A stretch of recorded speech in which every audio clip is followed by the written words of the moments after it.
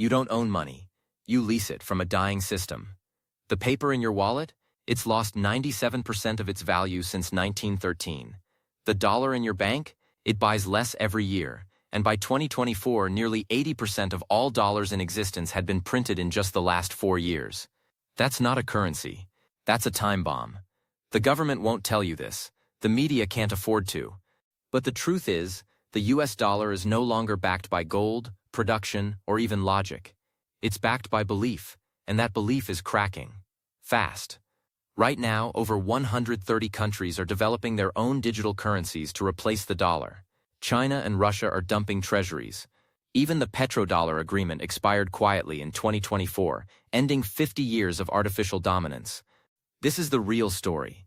Not a collapse you'll see in headlines, but a slow-motion rug pull that started in 1971 and ends when the world stops pretending the dollar means anything at all. This is the countdown to when the illusion breaks, and it starts now. Let me tell you something that most people don't realize. The moment money was untethered from gold, the quietest, most consequential war of our time began. The global scramble for real assets. You see, once dollars became limitless, their connection to physical reality had to be replaced with something, anything, that could hold actual value. That something turned out to be land, minerals, oil, infrastructure, and eventually entire nations' productive capacity. While the headlines screamed about markets and inflation, central banks and sovereign wealth funds were buying farmland, ports, lithium mines, and water rights like their currencies were about to evaporate. Because they were. China, for example, didn't just accumulate $3 trillion in U.S. treasuries. It used those dollars to buy real estate in Africa, farmland in Ukraine, and factories in Europe. Norway's oil fund turned its petro profits into ownership stakes in global companies, acquiring slivers of reality with every oil barrel it sold. Meanwhile, American pension funds, supposed to be the guardians of our retirees' futures, piled into financial derivatives and stock buybacks. That wasn't investment. It was the financial equivalent of eating your own seed corn. Today, 75% of the world's arable farmland is controlled by just 1% of entities. Private equity firms backed by printed dollars now own more rental housing than entire cities. You wonder why you can't buy a home? It's not just zoning. It's because money isn't chasing value. It's chasing reality. Because deep down, the elites know, when paper burns, only what's real remains. That's the legacy of 1971. It wasn't just the death of gold. It was the birth of an arms race, not for missiles, but for minerals, wheat fields, ports, and power plants. The dollar became a weapon. But what it targeted was truth. Now listen carefully, because this one's gonna sting. We've been lied to about inflation for decades, and the numbers don't add up, literally. Ever since money was severed from gold, the way we measure its decay has been quietly manipulated to disguise just how much value we've lost. You think 2% inflation is normal? That's propaganda. In the 1980s, the US government changed how it calculates CPI, the Consumer Price Index. They introduced tricks like hedonic adjustments, meaning if your new laptop is faster than last year's, it didn't get more expensive. They say it got better, so the inflation is adjusted downward. Rents skyrocketed, but owners' equivalent rent replaced real housing costs, muting the explosion. If we measured inflation using 1980s methods, it wouldn't be 3% today, it'd be closer to 9%. And over 30 years, that difference isn't cosmetic. It's catastrophic. A dollar in 1990 had the purchasing power of about 20 cents today. But if we used honest math, it would be closer to 8. You feel it when you go grocery shopping. In 2000, a cart of essentials cost $50. Today, $150, easily. And yet official CPI says food prices are only up 80% since then. Right. In reality, the dollar is bleeding out in slow motion. And because wages haven't kept pace, Americans borrow to survive. It's not a coincidence. It's engineered. When inflation is understated, interest rates stay low, and debt becomes cheap. That helps governments roll over their $34 trillion debt. It helps corporations borrow trillions for stock buybacks. But it punishes savers, destroys pensions, and creates a permanent underclass living paycheck to paycheck. The dollar didn't lose its meaning overnight. It's been slowly stripped of it by clever math, broken incentives, and a system built on deception. But the reckoning is still on schedule. Here's something no one in Washington will admit. The national debt will never be repaid. Not ever. And that's not an accident. It's the design. Since Nixon untethered the dollar from gold in 1971, the U.S. has borrowed more than $34 trillion. That's over $100,000 per citizen, including infants. But here's the catch. That debt isn't meant to be paid back. It's meant to grow. Because in a fiat system where money is created through credit, shrinking the debt would shrink the money supply. Literally, the system needs more debt to stay alive. Every treasury bond sold creates new dollars. Every deficit fuels growth. This isn't capitalism anymore, it's debtism. In fact, 70% of all dollars in existence were created since 2008. That's not a typo.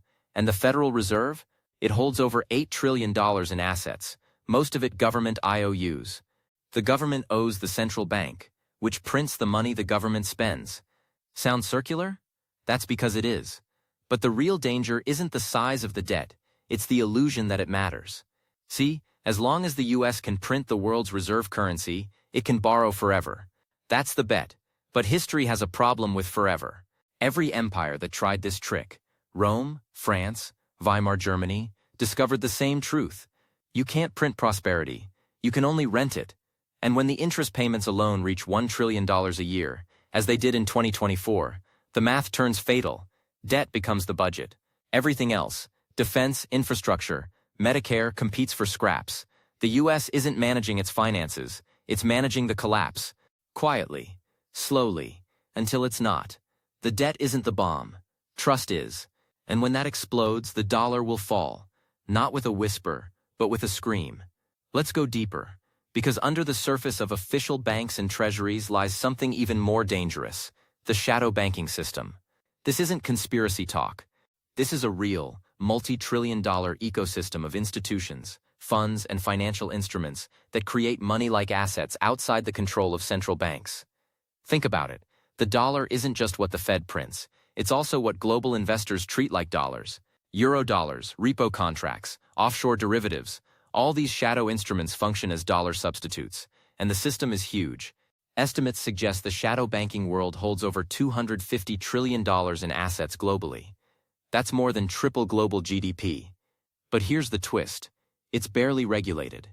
In 2008, it was this system, not subprime mortgages, that triggered the global collapse. When Lehman Brothers failed, trust evaporated. Repo markets froze. Liquidity vanished.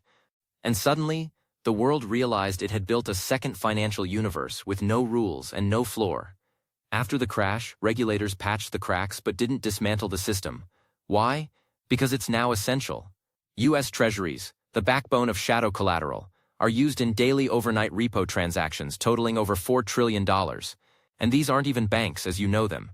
They're hedge funds, insurance giants, and foreign institutions. When they panic, the Fed can't stop the stampede. That's why in March 2020, as COVID panic hit, the Fed printed $3 trillion in weeks. Not to help citizens, but to rescue the plumbing of the shadow system. The dollar isn't just a currency. It's a network, and it's built on the illusion that liquidity will always be there. But if trust in that shadow network fails again, there's no bailout big enough. Because we're no longer talking about dollars. We're talking about beliefs. And when those die, money dies. Here's a detail the textbooks leave out. After Nixon killed gold, the dollar didn't survive on its own. It had help, in the form of a geopolitical bribe. In 1974, the U.S. struck a secret deal with Saudi Arabia. America would protect the kingdom, sell it weapons, and guard its oil fields. In return, the Saudis agreed to price oil exclusively in dollars and reinvest their petrodollar profits into U.S. assets, especially treasuries. That was the petrodollar pact. It saved the dollar and enslaved the world. Because once oil was priced in dollars, every nation needed dollars to survive. Japan, Germany, Brazil, India. If you wanted fuel, you had to earn or borrow dollars. That created artificial demand for U.S. debt. The U.S. could print, and the world would buy. But it also locked developing nations into dollar dependency. In the 1980s and 90s, when interest rates spiked, countries like Argentina, Mexico, and Indonesia collapsed under dollar debt. Their economies were sacrificed to preserve the dollar's supremacy. And it worked for a while. But by 2023, cracks appeared. China and Russia began settling oil in yuan. India bought Iranian crude with rupees. Even France purchased LNG from the UAE in yuan. The unthinkable had begun: oil without dollars. In January 2024, Saudi Arabia declined to renew its 50-year petrodollar agreement. For the first time in half a century, oil had no official currency master. That doesn't mean the dollar is dead, but it's wounded, and wounded empires bleed trust. The petrodollar wasn't just a financial arrangement. It was a global cage, and the US held the key. That key is now slipping, and if oil escapes the dollar's grip entirely, we won't need a collapse. The world will simply walk away. The idea of money as a neutral force, something objective, fair, and disconnected from politics, has been dead for over 50 years. But most people still haven't noticed. Before 1971, money was a referee. Gold didn't care who was in office. A dollar had limits. You couldn't print more just because your approval ratings were tanking. But once Nixon untethered the dollar from gold, money became a player on the field. Worse, it became a weapon, and that weapon gets pointed wherever it's politically convenient. Need to fund a war without asking Congress? Issue bonds. Want to juice the stock market before an election? Cut rates? Expand the balance sheet? Pump liquidity?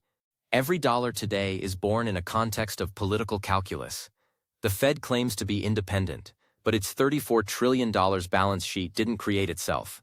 In 2020, it added over $3 trillion in just 3 months. That wasn't neutral. That was panic. And when the Fed chooses which assets to buy, mortgage-backed securities but not student loans, corporate debt but not municipal bonds, it's making political choices. The winners? Wall Street, mega corporations, zombie companies. The losers? Savers, workers, the middle class.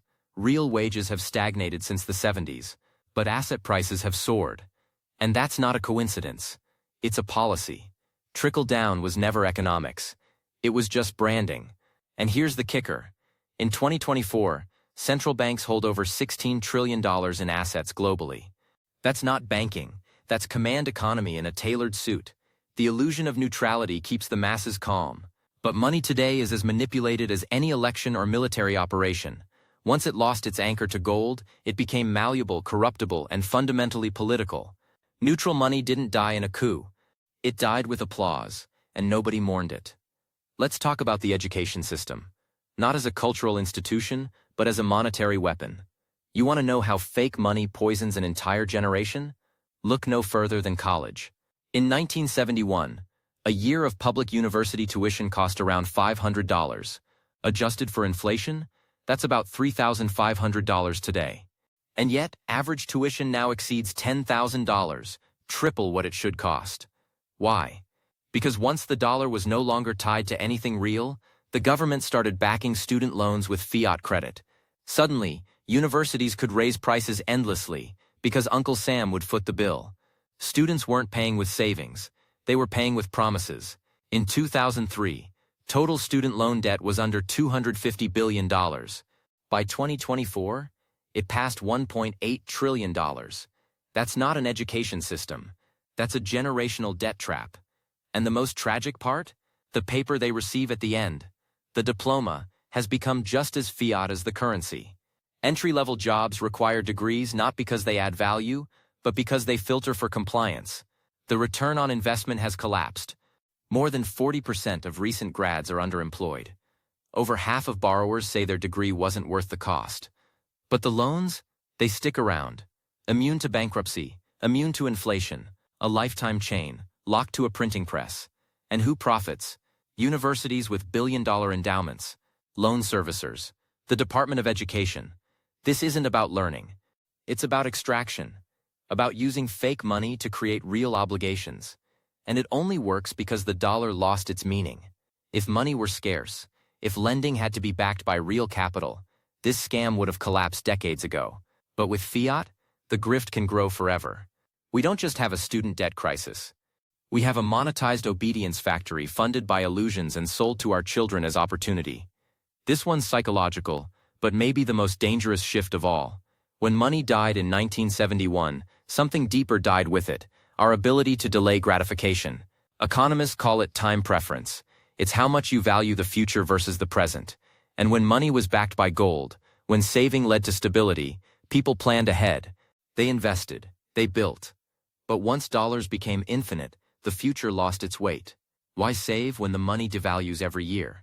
Why build when speculation pays more than labor? Today, we live in an economy where everything is optimized for short-term gains. CEOs pump stock prices with buybacks instead of R&D. Politicians promise handouts instead of balance. Consumers drown in buy now, pay later apps. Over 60% of Americans live paycheck to paycheck, even among those earning over $100,000. The average credit card debt per household? Over $7,000. And here's the eerie part. This isn't just a consequence of fiat. It's a requirement. Fiat systems need you to spend, because spending is growth, and growth is survival. If people started saving again, if they demanded real value, the entire illusion would crack. That's why interest rates were near zero for a decade. Not because the economy needed it, but because the system did. High time preference isn't just a habit, it's a design feature. A way to keep the hamster wheel spinning. And now it's infecting our culture. TikTok replaces books. Day trading replaces careers. Fast food replaces farms. Everything must be now, now, now. Because the dollar itself is dying slowly, and deep down we all feel it. When money was anchored, we thought in generations. Now we think in quarters, in days, in dopamine hits. The collapse of time preference isn't an accident, it's a symptom of a world untethered from value and from meaning. If you want proof that the dollar lost its meaning, look around, because we are now living inside the biggest bubble in human history. And it's not just one bubble, it's all of them. Stocks, bonds, real estate, crypto, art, sneakers, Pokemon cards. If it has a price tag, it's inflated. Why? Because when money became limitless, assets became the only refuge. Let me give you the numbers. In 1980, the total U.S. stock market was worth about $1.2 trillion. In 2024, over $50 trillion. Real estate? Up over 500% in 25 years. And yet productivity hasn't kept up. Wages are stagnant. Manufacturing is hollowed out. But asset prices? They soar. Because the Fed made it policy. In 2008, they called it quantitative easing. In 2020, they called it stimulus. What it really was? Asset inflation. Every crisis became an excuse to pump trillions into the system. And those trillions had to land somewhere.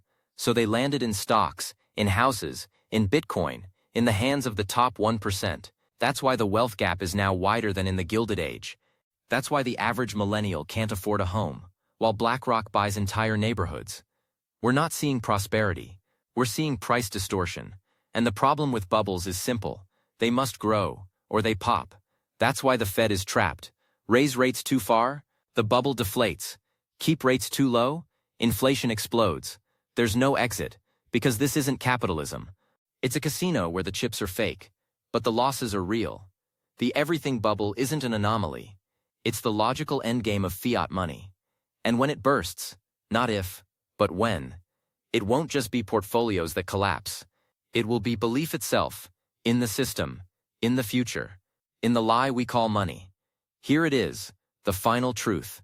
The thing no economist, no politician, no central banker wants to say out loud. The system only works as long as people believe it works. That's it. That's the whole game. There's no gold in Fort Knox to back your dollar. There's no savings account at the Fed holding your paycheck's value. The only thing keeping this entire $34 trillion, hyper-leveraged, debt-soaked, asset-inflated, politically distorted empire alive is confidence. And belief is fragile. It dies slowly, then all at once. History proves it. In 1790s France, the assignat collapsed when trust faded. In 1923 Germany, the mark was worth less than the paper it was printed on.